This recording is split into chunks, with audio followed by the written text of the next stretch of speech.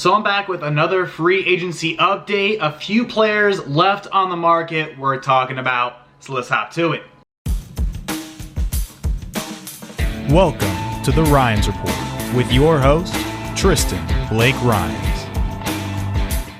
First guy I want to talk about in the video, former Super Bowl MVP for the Baltimore Ravens, most recently released by the Denver Broncos. It's quarterback Joe Flacco. He's going to be 35 this upcoming season after a one-year stint in Denver where he only won 2 games, 6 touchdowns, 5 interceptions, 1,800 yards, 65% completion percentage. He was eventually replaced by quarterback Drew Lock. It seems like the Broncos want to move forward organizationally with Drew Lock. Who knows if it's going to be the long-term solution to the quarterback woes in Denver, but Drew Lock seems to be the guy. Joe Flacco, obviously not. He's back on the market, and I'm sure there are plenty of teams out there that would like a Super Bowl MVP, a former franchise quarterback to be their premier backup. And I do have a couple destinations on where Joe Flacco could actually end up. I think one of the spots Joe Flacco could land, the Philadelphia Eagles. They have a reputation of bringing in veteran guys as their backup quarterbacks. Most recently, Josh McCown, who spent years and years and years, 38 years old by the time he finished his career with the Philadelphia Eagles. And Joe Flacco could very well be filling in a very similar type of role for the Philadelphia Eagles. Carson Wentz, obviously a lot of injury history, a lot of, unfinished seasons, unfortunately. But Carson Wentz is most certainly the guy in Philly. But Joe Flacco would be a tremendous backup option for a Philadelphia Eagles team that year in, year out seems to be making the playoffs pretty consistently, regardless of injury history or even, quarterback situation. The Philadelphia Eagles seem to be present in the playoff picture year to year. And if Carson Wentz can't seem to be reliable down the stretch, Joe Flacco, I feel, could be a very, very, very solid option for Philadelphia. Another team in desperate need of some quarterback leadership, but not necessarily a starting quarterback. I think the New York Jets could make a run at Joe Flacco. They got Sam Darnold. He's going to be the future of the franchise. And surrounding him with guys, some veteran leadership like Joe Flacco would be extraordinary to the development of Sam Darnold. Obviously, Tom Brady leaving the AFC East, you want to develop Sam Darnold because the Bills are seeming to be the front runners in the division. So you want to try to get some more guidance for a Sam Darnold. He obviously, again, is the face of the franchise moving forward. So putting a guy like Joe Flacco behind him to potentially fill in when needed, of course, but also to guide him and to mentor Sam Darnold, I think would be extraordinary for the development, especially with the New York Jets concerned trying to become the next front runners in the AFC East. Another guy on the market, former Miami Dolphin and most recently Tennessee Titan, Cameron Wake, the edge rusher with over 100 sacks, 22 forced fumbles, 99 tackles for a loss, an effective edge rusher who is up there in the age number, 38 years old, playing defense, trying to get the quarterbacks, seems to be more reserved to a situational pass rusher role nowadays, obviously spending the remainder of his final season in Tennessee on injured reserve. Obviously, it's not very fortunate, and if you're trying to get some team to go out and sign you, being 38, a very old age in the NFL, and on top of that, coming off of an IR-riddled season, not necessarily that great, but his agent has said Cameron Wake wants to play,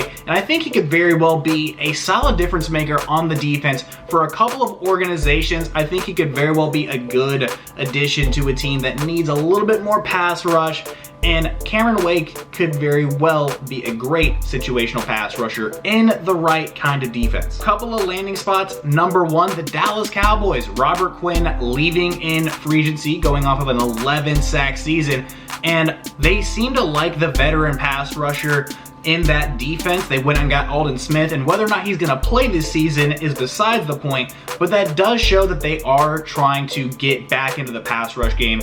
I think that if Aldon Smith doesn't quite work out, the Dallas Cowboys could take a stab at getting Cameron Wake, one-year deal. You sign him to the league veteran minimum, and he could very well produce, again, situational pass rusher. He doesn't need to be a three-down, hand in the dirt type of guy, but you put him in there, and I think he could very well work coming off of the edge with guys like DeMarcus Lawrence. You've got some young linebackers in Leighton Vander Esch and Jalen Smith. The Dallas Cowboys, some more veteran leadership in the locker room on defense.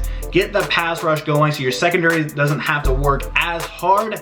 Cameron Wake would be a nice addition to the Dallas Cowboys, in my opinion. And another squad that I think Cameron Wake could work well in is Indianapolis. They just need some more pass rush.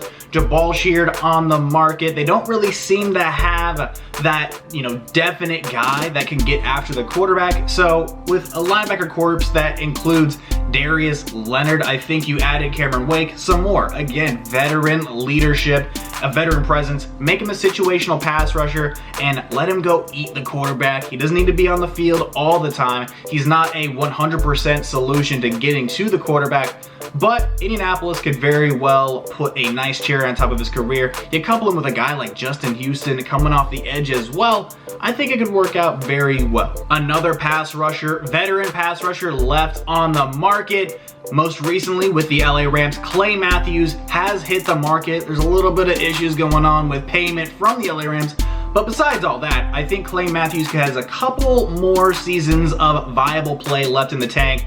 And coming off the season where he had 8 sacks, he was still a contributor in a interesting LA Rams defense. Clay Matthews could be a nice addition to a locker room, trying to get, again, some more pass rush, some more ability to get after the quarterback. And with Clay Matthews in the mix, a Super Bowl champion who was a leader in Green Bay for years and years and years, very, very respected from a great football family, I think Clay Matthews would be a nice addition to a locker room, trying to make an extra push to try to go chase a championship. And I got a couple of ideas on where he could also land. One spot I could very well see Clay Matthews returning to are the Green Bay Packers. They seem to need some more pass rush. You bring back Clay Matthews, he could finish his career as a Green Bay Packer. Packers fans seem to love the guy. I imagine he'd be a great fit in the locker room. And on a defense that has a strong secondary, why don't you help bolster that attack off the edge? You already got Preston Smith and Darius Smith, and you add Clay Matthews back into the mix. Again, situational pass rush role. I think Clay Matthews could very well thrive. They're going to be missing Blake Martinez at the linebacker spot. He's been very flexible over his career. Maybe you throw Clay Matthews back in the middle, let him go hunt, let him go, just chase down guys in the middle. I think Clay Matthews back in Green Bay, back with the Cheeseheads, would be a nice addition, and fans could very well sleep well at night knowing Clay Matthews is back on the defense. Big Clay Matthews fans in Green Bay. And one other spot, a team that showed interest in Clay Matthews this last offseason, the Baltimore Ravens, going out and getting some more pass rush. Obviously, they went out and got Derek Wolfe. They got Calais Campbell. But you throw Clay Matthews back into that mix, into a linebacking core that could use a little bit more veteran leadership, and especially because they've lost a few guys along the way this past offseason, Clay Matthews would be a nice fit in Baltimore in an aggressive defense that needs more pass rush and is obviously chasing pass rush. You sign him to a team-friendly deal, let him go chase another ring, and I think he'd fit in very nicely in Baltimore as well. Final guy I want to give a section to in the video, Darqueze Dennard not being a Jacksonville Jaguar. The deal falling through near the deadline or whatever they were supposed to sign, it just didn't quite work out. So Darqueze Dennard back on the market, the former first-round pick of the Cincinnati Bengals, looking for a new home, and I think he'd be a solid addition to a team that needs some more secondary help. And, looking for a rotational guy. Didn't play a lot of games last season, only playing in 9, but according to PFF was one of the top 20 cornerbacks in football, so I'm sure he could get a nice little deal for his time, but he doesn't even need to be your number 1 corner. He's a strong man-to-man cover type of player, but you don't necessarily need to force him to be your number 1 overall guy. Again, you put him in rotation into a secondary that doesn't necessarily have a true identity, but understands, hey, we got to go out there, we got to play some man coverage, and understands how to play in zone. Darqueze Dennard would be a solid addition to any type of defense just looking for some more secondary help, and I got a couple of ideas. Most notable spot I imagine he'd go to are the Las Vegas Raiders. He gets reunited with defensive coordinator Paul Guenther, where he seemed to have some of his best years in Cincinnati. So I think that marriage works out pretty well.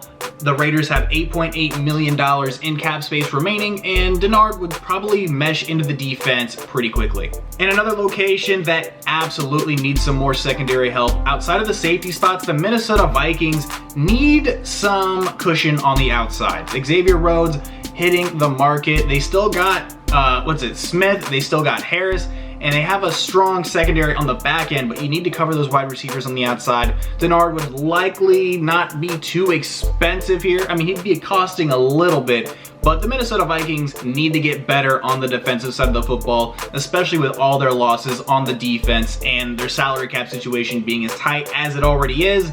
They might wait until after the draft. I'm sure they might go after a couple of corners there, but Minnesota should be keeping its eye on Denard and seeing if he's still available post-draft. As I mentioned in my prior video, I did want to put in that Damarious Randall did sign with the Las Vegas Raiders on a one-year deal. I like Damarious Randall personally. I think he's going to fit in very nicely there. Couple him with Jeff Heath, formerly of the Dallas Cowboys, and if you go get Denard, I think it'd be a nice little addition.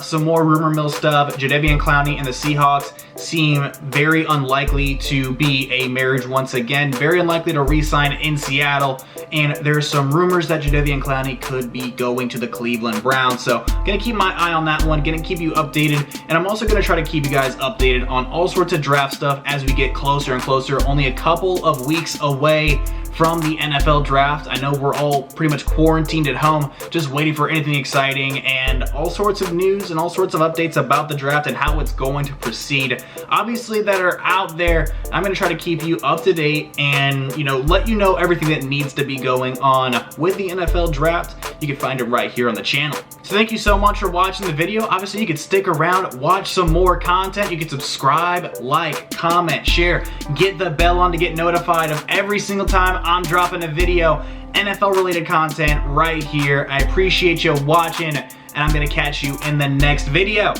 Adios.